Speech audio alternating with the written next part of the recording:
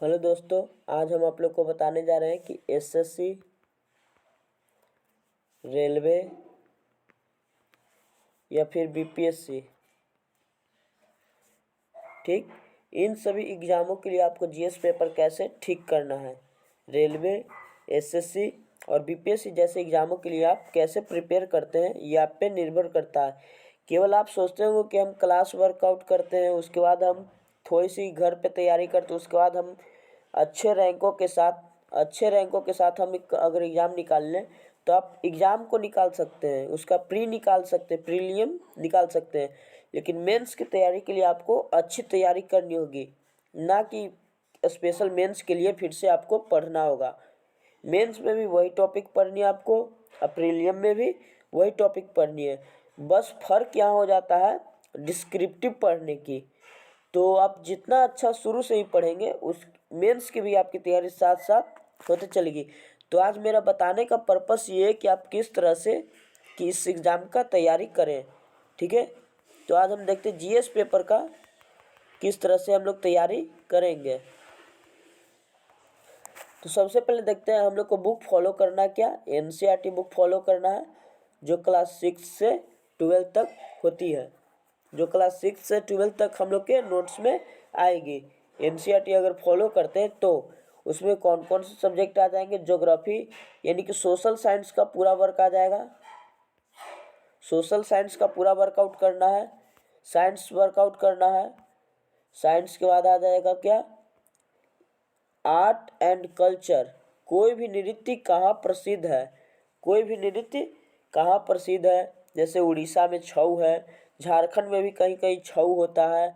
फिर तो ये सब नृत्य, असम में बिहू हो गया, ओणम तमिलनाडु में, इन सभी जगहों पे जो त्यौहार मनाया जाता है उसको बोलते हैं आर्ट एंड कल्चर। वहाँ की संस्कृति सभ्यता क्या है। उसके बाद हम लोग को एसएससी एग्जाम के लिए मेन पर्पस होता है डेली न्यूज़पेपर एनालिसिस करना, न्यूज़पेपर एनालिसिस करना और उसका नोट्स तैयार करना। हम लोग को पर डे अगर न्यूज़पेपर को पढ़ते हैं, बहुत तरह के न्यूज़पेपर इंग्लिश पेपर आते हैं जैसे the Hindustan, the Indian express, ये सब वगैरह वगैरह पेपर आते हैं। तो उसमें हमको न्यू न्यू वर्ड मिलते होंगे, ठीक है।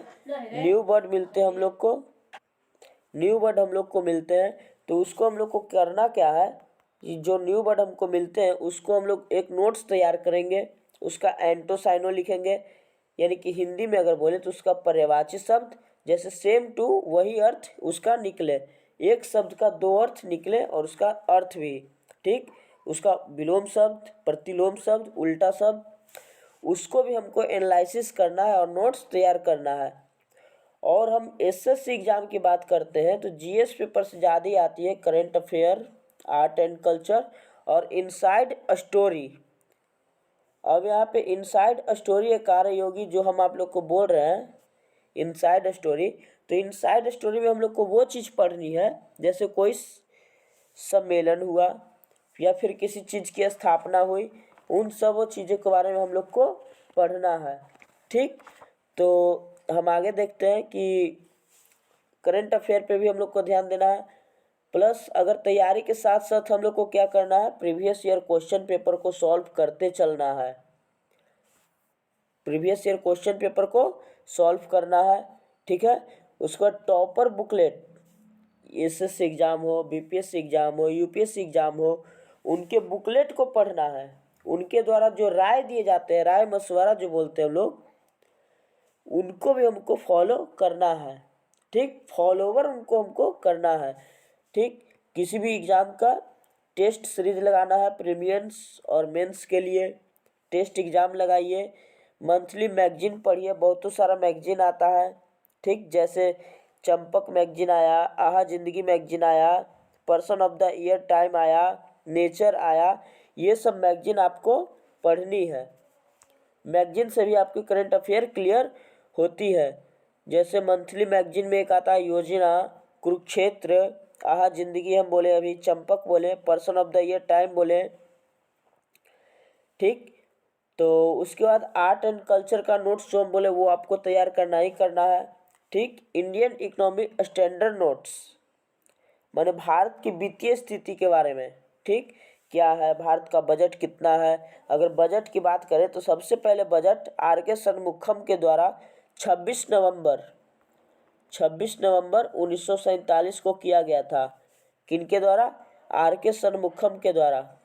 आर के शनमुखम के द्वारा 1947 में 26 नवंबर 1947 को किया गया था। ठीक, और इनका कार्यक्रम रहा था 1949 तक। और अभी जो वो थे वित्त मंत्री थे उस समय। ठीक, वित्त मंत्री थे।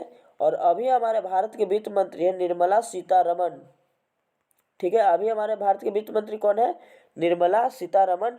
और ये राष्ट्रपति इनको चयन करते हैं। इनका चयन राष्ट्रपति करते हैं प्रधानमंत्री के सलाह पर। प्रधानमंत्री के सलाह पे कौन चयन करते हैं? इनका राष्ट्रपति चयन करते हैं। तो उसके बाद हम लोग देखते हैं क्या, आर्ट एंड कल्चर बजट के बाद आया क्या, हिस्ट्री। अब हम लोग का हिस्ट्री कई सेक्शन में हो जाता है। एंशंट हिस्ट्री हो जाता है, मिडाइवल हिस्ट्री हो जाता है, मॉडर्न हिस्ट्री हो जाता है। तो ये तीनों हिस्ट्री को हम लोग को अच्छी से पढ़नी है। कोई भी टीचर से आप पढ़ें या फिर अपना नोट्स खुद तैयार करें, बुक फॉलो करके, एनसीईआरटी बुक जो बोले उसको फॉलो करके वन लाइनर क्वेश्चन को बनाइए। ज़्यादा से ज़्यादा वन लाइनर क्वेश्चन को बनाइए प्रीलिम्स के लिए, यानी प्री एग्जाम क्वालिफाई करने के लिए। ठीक, पढ़ना आपको डिस्क्रिप्टिव ही है पूरा। डिस्क्रिप्टिव आप पूरा पढ़िए, जितना हो सकता है उतना डिस्क्रिप्टिव पढ़िए, लेकिन सेट लगाइए आप पहले प्री निकालने के लिए तो वन लाइनर क्वेश्चन को। ठीक, वन लाइनर क्वेश्चन को आपको सबसे पहले फॉलो करनी होगी। तो उसके बाद देखते हैं हम लोग क्या, इन तीनों तरह की हिस्ट्री जो पढ़नी है।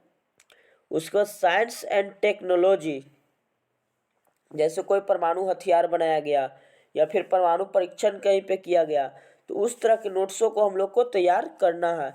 फिर इम्पोर्टेंट गवर्नमेंट स्कीम, अगर सरकार कोई योजना ला रही है, ठीक, सरकार कोई योजना ला रही है तो उसके बारे में हम लोग क्या देखेंगे कि उस योजना का लाभ कैसे उठाया जाए। जैसे पंचवर्षीय योजना, अभी तक तो लगभग 12 पंचवर्षीय योजना हुआ है।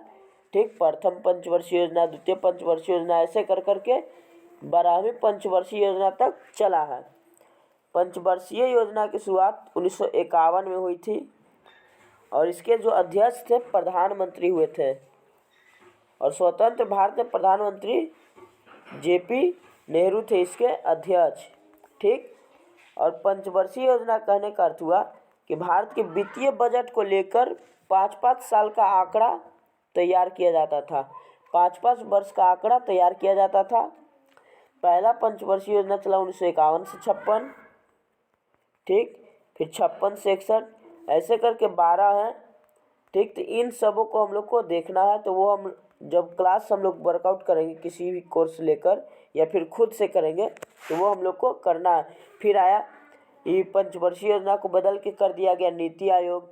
ठीक है, नीति आयोग। फिर इसके बाद और सारे कार्यक्रम या योजनाएं चलाए गए, आर्थिक नियोजन से संबंधित ये सब योजना थी। फिर राज्य स्तर पर उसी को वित्तीय बजट पास करने के लिए राष्ट्रीय विकास परिषद का गठन किया गया 1952 में। और इसके जो अध्यक्ष होते थे मुख्यमंत्री होते थे। इसके अध्यक्ष कौन होते थे? मुख्यमंत्री। ठीक, और उसके बाद हम लोग देखें तो इंद्रधनुष मिशन, इसकी शुरुआत 16 अगस्त 2015 को हुई थी। 16 अगस्त 2015 को रेनबो मिशन की स्थापना कब हुई थी? 16 अगस्त 2015 को।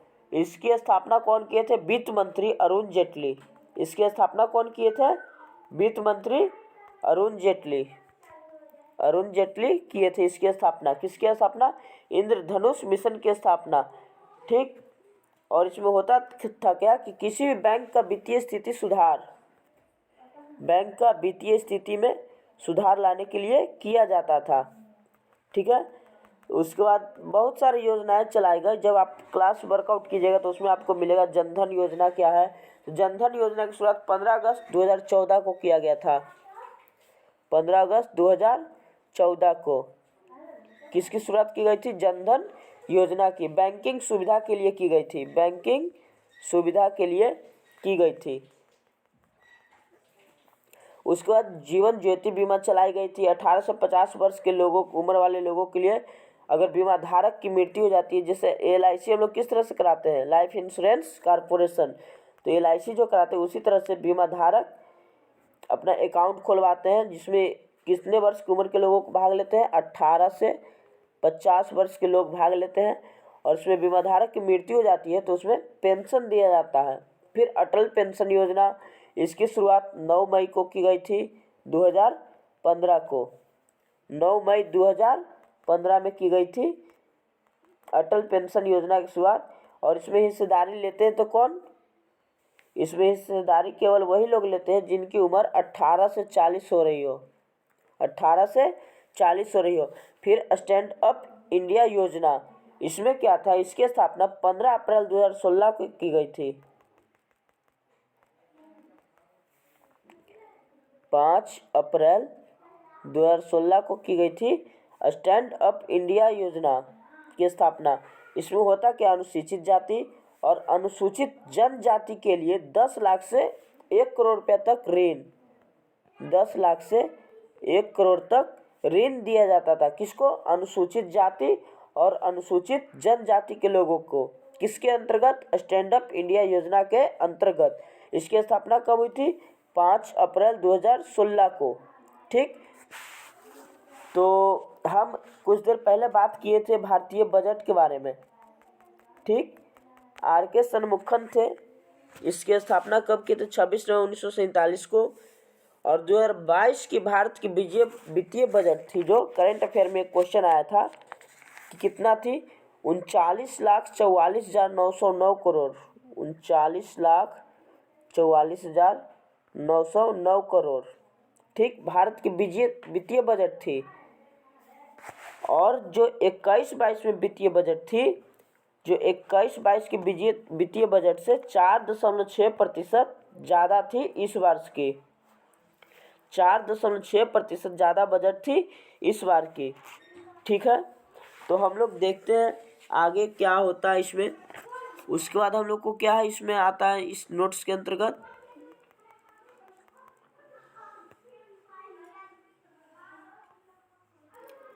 बजट शॉर्ट नोट्स, कोई कमेटी की स्थापना हुई उसको देखेंगे, या फिर किसी भी विश्वविद्यालय की स्थापना हुई, महान कीर्ति की स्थापना, जैसे काशी भी हिंदू विश्वविद्यालय की स्थापना 1916 में मदन मोहन मालवीय के द्वारा किया गया था। ठीक, शांति निकेतन की स्थापना रविंद्रनाथ टैगोर के द्वारा किया गया था। ठीक, जैसे कि प्रमुख व्यक्ति से संबंधित स्थान को अगर देखा जाए, चित्तौड़गढ़ किनसे संबंधित है, हल्दी घाटी वाले जो युद्ध हुए थे महाराणा प्रताप के संग, लुम्बिनी, कुशीनगर, कपिलवस्तु, ये सब सारे के सारे गौतम बुद्ध के द्वारा संबंधित है। जीरादेई डॉक्टर राजेंद्र प्रसाद से संबंधित है। ठीक, कटक सुभाष चंद्र बोस से संबंधित है। बारदोली आंदोलन जो बारदोली में हुआ था सरदार वल्लभ भाई पटेल से संबंधित है। तलवंडी गुरु नानक से संबंधित है, जो इनका जन्म हुआ था। पावापुरी या कुंडग्राम महावीर से संबंधित है। फतेहपुर सीकरी अकबर मान से संबंधित है। ठीक, उसी तरह से देखेंगे हम लोग कि लोक नृत्य, उससे पहले हम लोग बात कर रहे थे आर्ट एंड कल्चर के बारे में, आर्ट एंड कल्चर के बारे में हम बात किए थे। तो आंध्र प्रदेश में ढेरों सारे नृत्य होते हैं, जैसे घंटा, मरढाला, बेदी, मांडो गोवा में होती है, असम में बिहू होती है, हम पहले भी बताएं। बिहार में भी छऊ होती है, झारखंड में भी छऊ होती है, उड़ीसा में भी छऊ होती है। ठीक, और उड़ीसा में एक और होते हैं डांडिया, डांडिया अलग हो जाता है और डांडिया अलग हो जाता है। ठीक, उत्तर प्रदेश में नौटंकी होती है, नौटंकी थोड़ा जिसको बोलते हैं। राजस्थान में देखा जाए तो गणगौर। ठीक, तो ये तरह के ढेर सारे आर्ट एंड कल्चर है, तो पुस्तक के एवं लेखक भी हैं। तो इस तरह के वीडियो को जानने के लिए हमारे चैनल को सब्सक्राइब करें, और ऐसे ऐसे छोटे नोट्स को पढ़ने के लिए हमारे चैनल को सब्सक्राइब करें और शेयर करें अपने दोस्तों को बीच, अगर अच्छी लगी हो तो।